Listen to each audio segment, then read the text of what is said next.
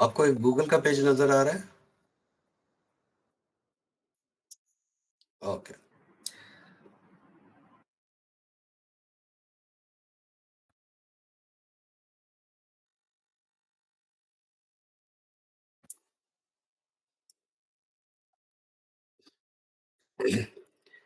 जय संसार, जय संसार, जय समृद्ध। पिछले कुछ सालों से एआई काफ़ी चर्चे में रहा है और पिछले कुछ महीनों से जनरेटिव नामक एआई ने तहलका मचा रखा है। इसे कुछ लोग हम जैसे कुछ लोग जो डेवलपर्स हैं, वो बहुत उत्सुक हैं क्योंकि हमें एक नया क्षेत्र मिला है, जो हम उसके बारे में जान सकते हैं, समझ सकते हैं और कुछ नया कर सकते हैं। लेकिन कुछ लोग काफ़ी मायूस हैं, क्योंकि इस टेक्नोलॉजी के बहुत कुछ फ़ायदे हैं, तो बहुत कुछ दुष्प्रभाव भी हैं।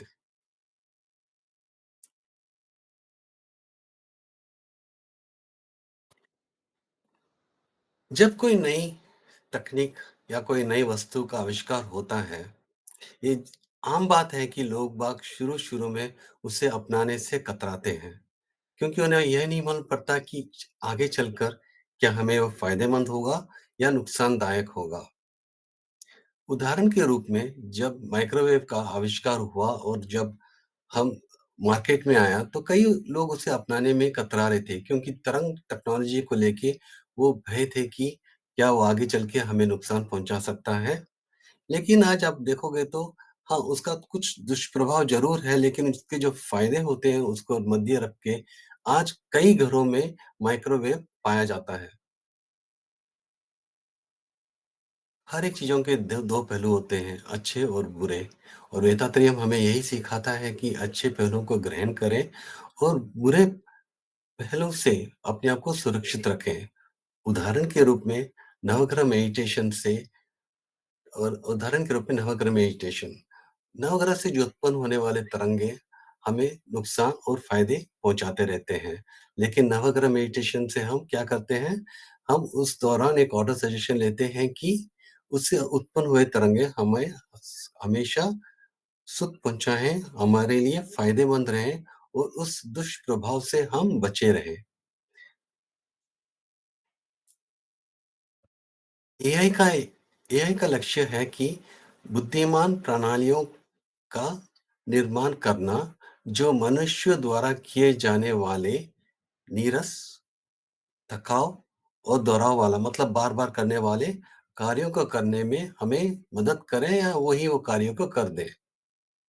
क्योंकि ये मानव के कार्य का पूरा करते हैं, इसीलिए मानव जैसी क्षमता उनमें होनी चाहिए, जैसे कि समझने की, सोचने की, विश्लेषण करने की और निर्णय लेने की।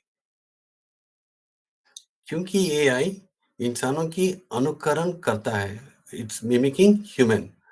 आज की सभा में हम एआई को इंसान के से उसके इंसान के बराबर उसे तुलना करके हम उसके बारे में समझेंगे। मतलब इंसान का एक उदाहरण लेकर एआई को हम समझेंगे। जब एक बच्चा पैदा होता है, तो वो कुछ बोल नहीं सकता है, ना कुछ बता सकता है, क्योंकि उसका जो डेटा बैंक होता है, वो खाली होता है और उसे कैसे बातचीत करनी है, उसे वो नहीं मालूम होता है। लेकिन जब एक जब वो शिशु घर में आता है, तो हम क्या करते हैं, हम सब अपना परिचय देना शुरू कर देते हैं। "हे! मैं मम्मी, मैं पापा, मैं भैया, मैं दीदी, मैं चाचू" वगैरह, वगैरह, वगैरह। धीरे-धीरे वो समझने लग जाता है कि कौन मम्मी है और कौन पापा है ना? फिर ऐसे ही हम धीरे-धीरे जैसे-जैसे बच्चा बड़ा होता है, हम उसे दिखाना शुरू कर देते हैं कि ये देख, ये एप्पल है, ये अनार है और हमें इसे खाते हैं।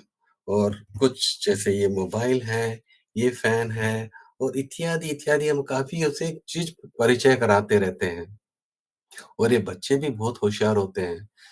सुनने में आया है कि कुछ छोटे बच्चे जो एक कुछ महीने के 1 दिन में 50 अक्षर तक सीख लेते हैं और 3 से 4 साल बच्चे 1 दिन में 1000 शब्द सीख लेते हैं। धीरे, धीरे, धीरे वो समझने लग जाते हैं कि अगर हम दोबारा उसको एप्पल दिखाएँगे तो अपनी तोतली भाषा में बोलने लग जाते हैं कि एप्पल वगैरह धीरे-धीरे हमसे वो धीरे-धीरे बातें करने लगते हैं। यहाँ पर वो सिर्फ़ चीज़ों को नहीं समझते, वो हम कैसे बात कर रहे हैं, उसे भी वो समझना शुरू कर देते हैं। फिर धीरे-धीरे जाते वक़्त गुज़रते-गुज़रते वो हमसे बात करना शुरू कर देते हैं और चीज़ों की परिचय करना शुरू कर देते हैं। कुछ इसी प्रकार से एआई काम करता है। शुरू-शुरू में आके उसे काफ़ी चित्र दी जाती है समझने के लिए और हर चित्र को देते हैं और उसमें बताते हैं कि ये चित्र में क्या है। इस चित्र में बिल्डिंग है, इस चित्र में मोबाइल फ़ोन है, इस चित्र में कार है, इस चित्र में पेड़ है, पौधे हैं, रोड है, ऐसे हज़ारों चित्र अपलोड की जाती है कंप्यूटर में और इसको सिखाया जाता है। ये कुछ 1 दिन या 2 दिन में नहीं हुआ है, ये आके सालों लगे हैं डेटा साइंटिस्ट और एआई साइंटिस्ट को करने में। और कंप्यूटर में हज़ारों, लाखों इमेजेस को अपलोड किए हैं, ये समझाने के लिए कि ये क्या है।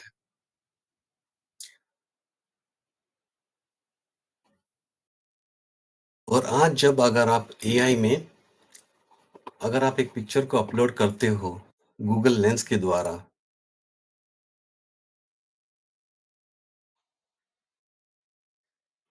तो आज ये हमें खोज के बता देता है कि ये चित्र क्या है और उसके बारे में अगर आपको और विषय चाहिए तो वो बता देता है। ये सब एआई के द्वारा ही हमें उपलब्ध हुआ है। और इस प्रक्रिया को कहते हैं मशीन लर्निंग। हम जितने ज़्यादा चित्र उनको बताते हैं, जितने ज़्यादा चित्र अपलोड करते हैं, उनका कॉन्फिडेंस लेवल उतना ही बढ़ता रहता है। जिस प्रकार हम बच्चों को जितना सिखाते हैं, वो उतना ही सीखते रहते हैं। हम कई बार बोलते हैं कि ये बच्चा होशियार नहीं है, ये बच्चा होशियार है। इसमें एक्चुअल बच्चों की कोई गलती नहीं है। वो वो उनके परवरिश और उनके जीन के अलावा हम उनको कितना सिखाते हैं। अगर हम उन्हें उससे कम सिखाते हैं तो कम होशियार रहेंगे और हम जिससे जितना ज़्यादा सिखाने की कोशिश करेंगे, वो उतना ही सीखता रहता है। तो बच्चों की गलती नहीं है, ये हमारी गलती है अगर बच्चा कमज़ोर है तो। उदाहरण के रूप में जब हम लोग सिंगापुर आए थे क जब मेरा बेटा कुछ 1.5 साल का था, तो हम 6 महीने बाद हम काफ़ी चिंतित हो गए कि वो बोल क्यों नहीं रहा है। तो हम उसे इंडिया लेकर गए थे। फिर पूरा डॉक्टर ने पूरा चिकित्सा करने के बाद बताया कि आप लोग इसे कम बात कर रहे हो। क्योंकि सिंगापुर में तो आस-पास कोई पड़ोस ना कोई ज़्यादा कुछ बातचीत करता है, ना और मैं चला जाता था ऑफ़िस और दिन भर में माँ अपने बेटे के साथ कितना बात करेगी, उसकी भी एक लिमिट होती है। फिर धीरे-धीरे हमने समझा, हम उससे काफ़ी बातचीत करने लगे और जब उस दौरान जब वो इंडिया में था, अपना दादा-दादी, नाना-नानी सभी के साथ बात किया और कुछ हफ्तों में वो काफ़ी बोलने लगा। तो ये सब हम जितनी जानकारी देते हैं, हमें वो बच्चा उतना ही सीखता है। वैसे एआई, हम उसको जितना इमेजेस देते हैं, हम जितना उसको सिखाते हैं, वो उतना ही सक्षम होना शुरू हो जाता है।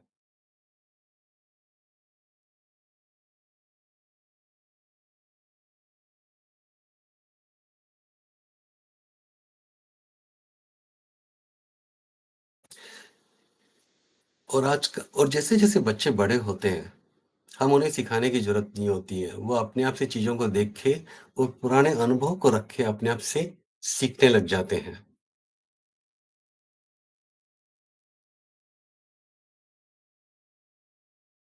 कुछ इसी प्रकार कंप्यूटर भी को अगर कुछ नए इमेजेस अब हमें ज़रूरत नहीं होती कि अब हम जाके कंप्यूटर को और इमेजेस फ़ीड करें, बताएँ ये क्या है, क्या नहीं है। वो अपने आप से सेल्फ लर्निंग मोड में चला गया है और सिखाने वाला सिर्फ़ एक इंडस्ट्री नहीं है, खाली एक गूगल या माइक्रोसॉफ्ट या एप्पल नहीं है। हम सब सिखा रहे हैं उसे डायरेक्टली और इनडायरेक्टली। जो भी हम चित्र अपलोड करते हैं फ़ेसबुक पे, सोशल मीडिया में, हम अगर कोई ब्लॉग लिखते हैं और करते हैं और जो बेताब के साइट्स हैं, जो भी इन्फॉर्मेशन शेयर की गई है, वो सब अपने आप से ये जो एआई जो होते हैं ना, वो अपने आप को सेल्फ लर्न करना शुरू कर देते हैं। ये इससे अपना एक बहुत बड़ा डेटा बैंक बना लेते हैं।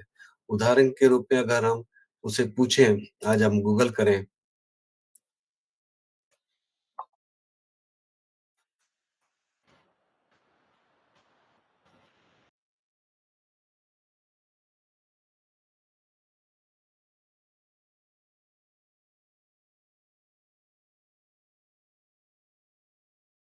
तो उसके बारे में हमें काफ़ी जानकारी मिलेगी या हम बेताब क्या है अगर हम डालें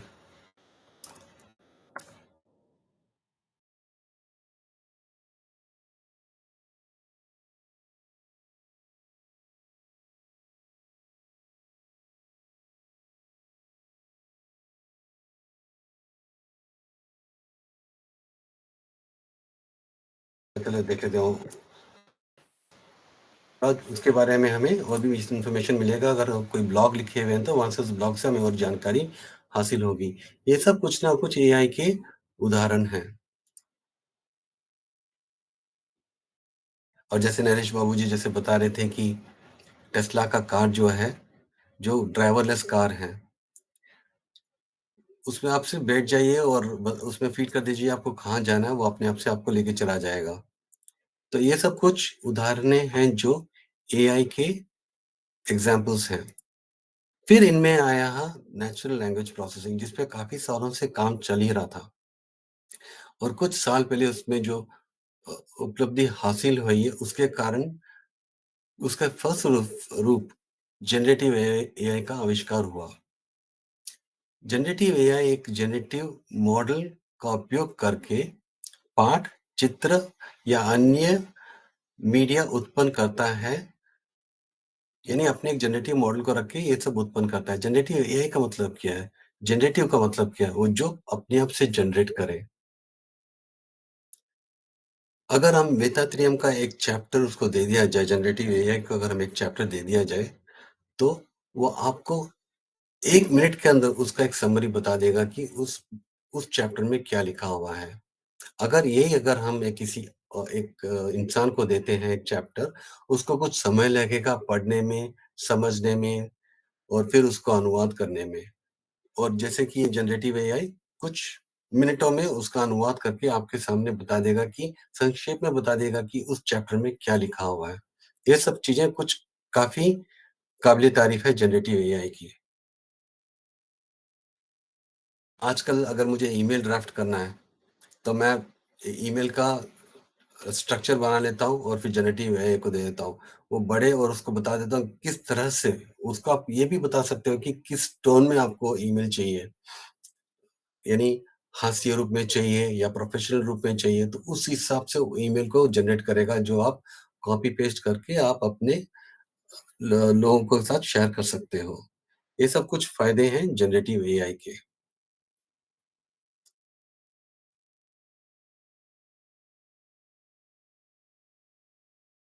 उदाहरण के रूप में अगर मुझे पूछना है कि सिंगापुर में घूमने के लिए यहाँ के एक चैट जीपीटी नामक जनरेटिव एआई का विजुअल इंटरफेस है, जिसमें आप जाकर chat chat dot open AI dot com डालोगे तो आप यहाँ पहुंच जाओगे। अगर आपके पास कोई माइक्रोसॉफ्ट का अकाउंट या कोई अकाउंट हो, तो अगर उस अकाउंट को आप यूज करोगे तो आप यहाँ इस पेज में आ सकते हो। यहाँ पर अगर आप जाकर खाली इतना टाइप करोगे कि मुझे सिंगापुर में घूमने के लिए कुछ जगह सुझाएं, तो ये कुछ कुछ आप देखिए कुछ ही सेकंड में आके ये आपको बताना शुरू कर दिया है कि आप कहाँ कहाँ जा सकते हो। मेरिना प्लेस, सिंगापुर जू इत्यादि, मेरिना बे, चाइना टाउन, हवाई जहाज की जगह जो के नामक से बहुत अच्छी जगह खुली है अभी। तो आप कुछ भी चीज आप जनरेटिव एआई को पूछ सकते हो। आप ये काफी भाषा में उत्तर दे सकता है। ये सब हुआ है नेचुरल लैंग्वेज प्रोसेसिंग के बदौलत, जो आर्टिफिशियल इंटेलिजेंस का एक बहुत बड़ा आविष्कार है। इस आविष्कार के कारण वो, अगर आप कुछ भी डाल रहे हो, वो आप अपनी भाषा में डाल रहे हो, वो वो आपकी भाषा को समझकर आप ही की भाषा में उत्तर दे रहे हैं, उसी कॉन्टेक्स्ट में। ये आके बहुत बड़ी सक्सेसफुल है ये आर्टिफिशियल इंटेलिजेंस की। और जो डेटा साइंटिस्ट और जो एआई इंजीनियर्स लगे थे, उन वो तो काबिल तारीफ है उनका ये काम। अब देखते हैं कि एआई से हमें क्या फायदे हैं और क्या नुकसान है। इनमें कुछ फायदे हैं, जैसे मनुष्य की गलतियों में कमी, detection in human error. AI इंसान की तुलना में बहुत कम गलतियां करते हैं। ये कह सकते हैं कि नहीं के बराबर, लेकिन अभी उस हद तक पहुंची नहीं है। यह इंसानों को कम करने की में मदद भी करते हैं। वो खुद ही कम करते हैं और हमें भी मदद करते हैं गलतियां कम करने में।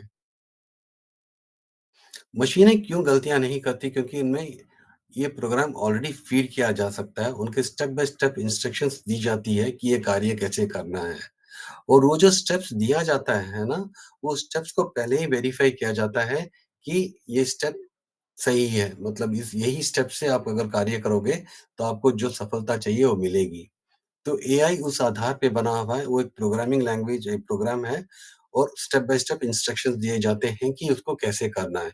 इसलिए गलतियों की संभावना कम होती है।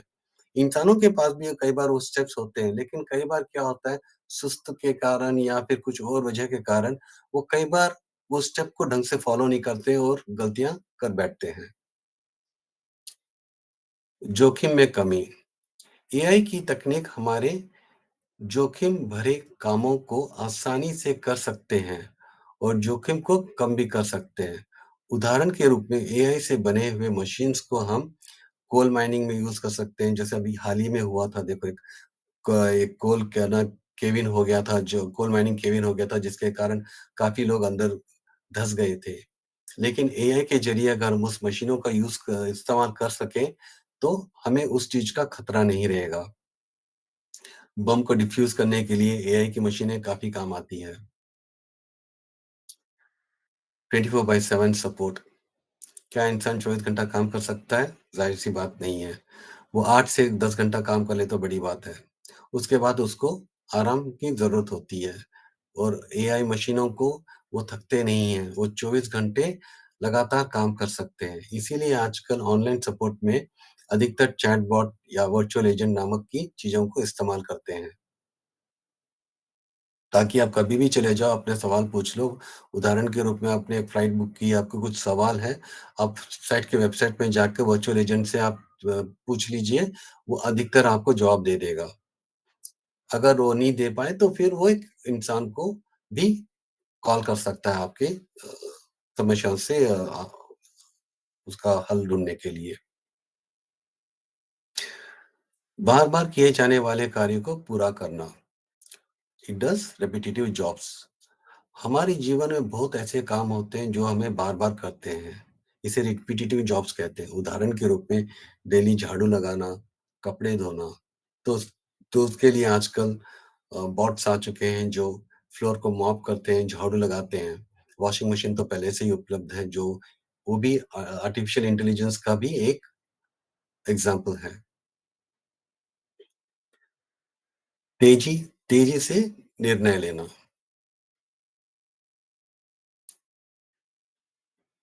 इंसान की तुलना में मशीन तेजी से फैसला लेते हैं, क्योंकि उनके पास फैसला लेने का जो डेटा है वो ऑलरेडी मौजूद रहता है और उसके अलावा उस डेटा को कैसे यूज करके आप एक निर्णय में पहुंच सकते हो, उसको स्टेप बाय स्टेप इंस्ट्रक्शंस दिया गया है।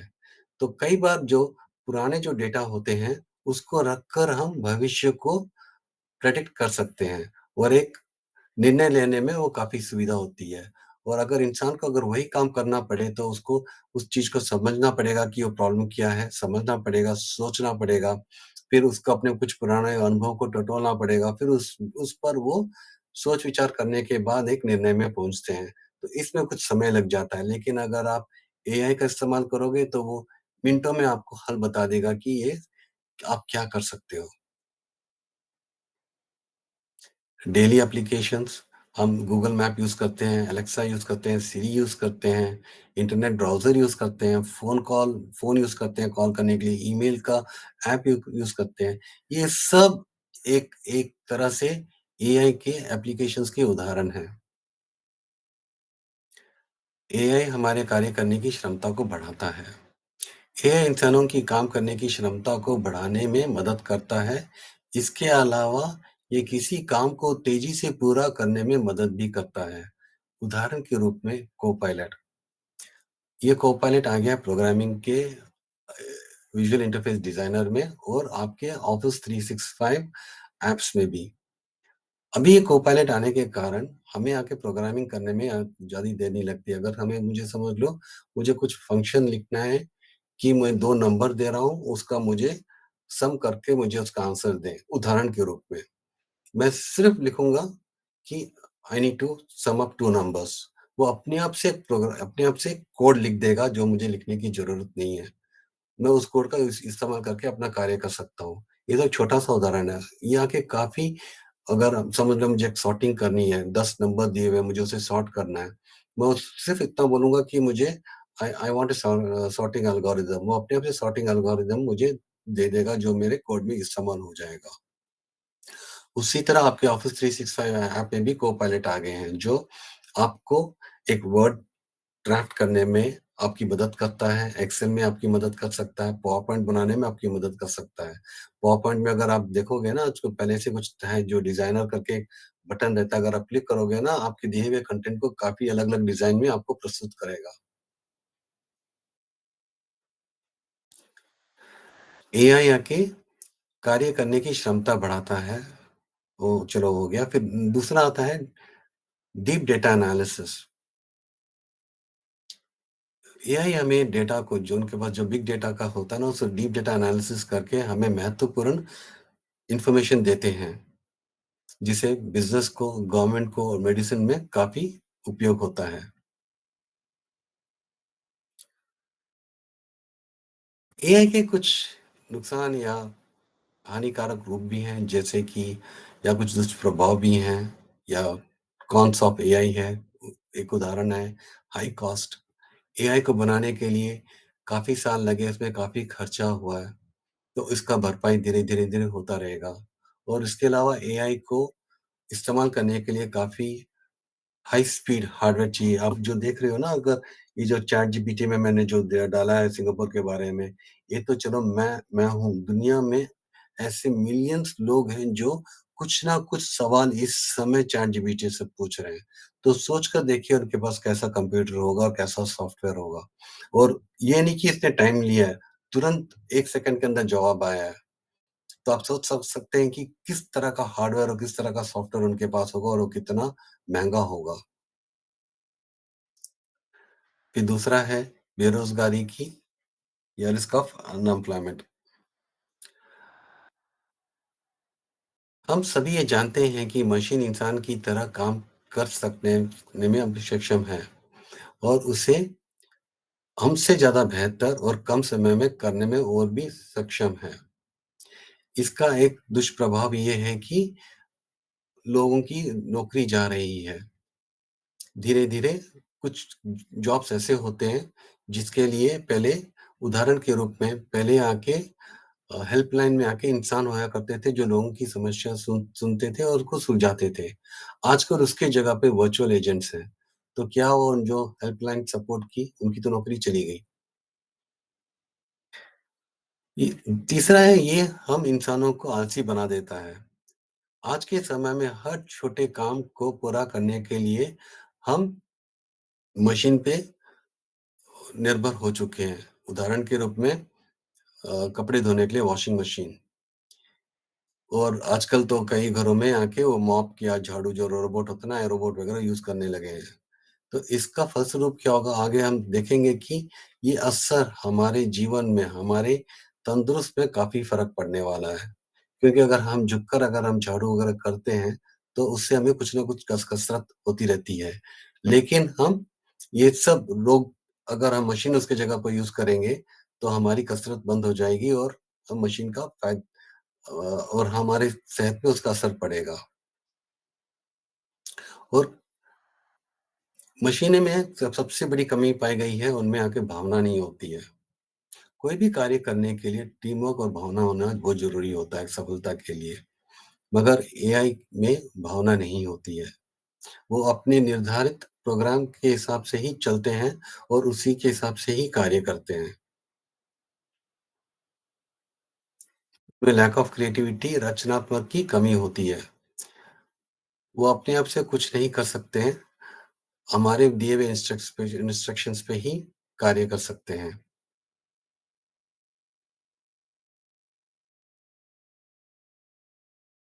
उनमें ना कोई नीति होती है, ना नैतिकता होती है। इंसानों में एक बहुत बड़ी विशेषता है कि हमें नीति होती है और नैतिकता होती है। इससे हम समझ सकते हैं कि क्या सही है या क्या गलत है।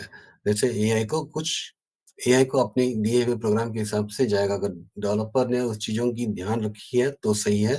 अगर डेवलपर ने उस चीज़ों का ध्यान नहीं रखा है, नैतिकता और नीति का ध्यान नहीं रखा है, तो वो कंप्यूटर उस हिसाब से ही काम करेगा। ये सब कुछ चीज़ें आपके दुष्प्रभाव हैं एआई के।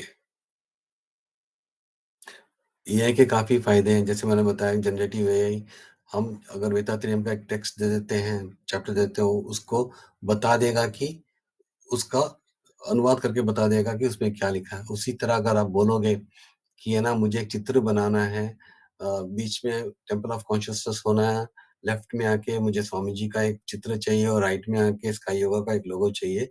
आप ये इंस्ट्रक्शंस देना काफ़ी है, वो आपको एक चित्र बना के दे देगा। तो अगर हम देखेंगे ना काफ़ी फ़ायदे हैं और उसके काफ़ी नुकसान हैं। क्या हम नुकसान के डर से उसका इस्तेमाल करना बंद कर दें? नहीं। तो उस जगह पे हमें क्या करना चाहिए? हम देखते हैं कि अब ये जो दुष्प्रभाव है, हम उससे कैसे निपट सकते हैं? कॉस्ट के विषय में हम कुछ नहीं कर सकते हैं। रिस्क ऑफ अनएम्प्लॉयमेंट, बेरोज़गारी। जब शुरू-शुरू में कंप्यूटर आया था तो क्या बोल रहे थे कि हम जो भी ये टाइपराइटर्स हैं और जो भी कितने काफ़ी जॉब्स हैं वो चले जाएँगे। क्या सही में ऐसा हुआ? जिन्होंने अपने आप को अपस्किल नहीं किया, जिन्होंने कंप्यूटर को नहीं सीखा, उनकी नौकरी खतरे में गई। लेकिन जिन्होंने कंप्यूटर सीखा, वो बरकरार हैं और हमें वो लेज़ी बनाता है और हमें कसरत नहीं करेंगे तो हमारा शरीर भी धीरे-धीरे हानिकारक हो सकता है। तो इन सब चीज़ों के लिए हमारे पास बेतातरी में काफ़ी अच्छे साधन हैं। अगर आपको किसी कारणवश एआई का इस्तेमाल करना है, तो कीजिए और अपने लेज़ीनेस को हटाने के लिए या अपने शरीर को तंदुरुस्त रखने के लिए अपना स्वामी जी का बताया हुआ सिम्प्लीफाइड एक्सरसाइज़ अ, को रोज़ाना करने से कम आप इस लेज़ीनेस से और शरीर को तंदुरुस्त रख सकते हो। और अगर आप ध्यान में बैठते हो, उदाहरण के रूप में मैं अपने आप को ही लेता हूँ। मैं काफ़ी सालों से वेदांतरी महर्षि का ध्यान कर रहा हूँ। तो अगर आप देखोगे ना, मैं जब डेवलपमेंट करने बैठता हूँ, तो मुझे उसका बिल्कुल मालूम नहीं होता कि मुझे क्या करना है। लेकिन जैसे-जैसे डेवलपमेंट शुरू होता है, यानी वो एक ध्यान के रूप में जाते, मैं कब उसको पूरा कर देता हूँ, मुझे खुद को ही नहीं मालूम होता। आज 10 साल पहले लिखे हुए कोड को मैं आज देखूँ ना, मैं खुद आश्चर्यचकित हो जाता हूँ कि मैंने कैसे लिखा है। ये सब पॉसिबल हुआ है हमारे मेडिटेशन के थ्रू। जब आप मेडिटेशन करने बैठते हो ना, सबसे पहले आके आपका इंट्यूशन जो अंतर ध्यान जो है ना, अ, ध्यान जो है, वो बढ़ता है और दूसरा जो है, आपको आपको नहीं महसूस होगा लेकिन आपको मालूम भी पड़े नहीं पड़े पता नहीं, लेकिन धीरे-धीरे से आपने अपने आप में वो काबिलियत बढ़नी शुरू हो जाती है कि आप कुछ कार्य के बारे में जो आपको इतनी जानकारी नहीं है, कुछ समय के बाद वो आप कार्य पूरे कर लेते हो। ये कैसे होता है मुझे पता नहीं, लेकिन मुझे इतना मालूम है, ये सब का कारण ध्यान ही है, वेदात्रेय महर्षि का सिखाया हुआ सिम्प्लीफाइड कुंडली योगा ही है। और क्रिएटिविटी हमारी तो ध्यान में बैठने से ह कइयों की यानी जो शुरू-शुरू में आके काफ़ी मंद थे, उनकी क्रिएटिविटी काफ़ी बढ़ चुकी है। ये मैंने खुद अपने आप से देखा है कि जो लोग ध्यान कुछ महीने पहले जो जॉइन किए थे और कुछ महीने बाद जब उनसे बात कर रहे हैं, तो उनमें काफ़ी फ़र्क नज़र आता है। ये सब हासिल होता है हमारे सिम्प्लीफाइड योग के द्वारा। तो अगर आप निरंतर अगर एक्सरसाइज़ करोगे, तो आपको शारीरिक नुकसान नहीं होगा और मेडिटेशन करोगे तो आपकी क्रिएटिविटी बढ़ेगी, इंट्यूशन बढ़ेगा और आपको कार्य करने की और भी क्षमता बढ़ेगी। एक चीज़ है एआई इंद्रियों पे हमारे इंद्रियों पे का रिप्लेस कर सकता है। हमारे कर्म इंद्रियों को रिप्लेस कर सकता है, हमारे जो 5 इंद्रियों को रिप्लेस कर सकता है, लेकिन हमारे सिक्स्थ सेंस को रिप्लेस नहीं कर सकता है। ये हमारी बहुत बड़ी गिफ्ट है हमारे भगवान की तरफ से बहुत बड़ा गिफ्ट है ये हमें।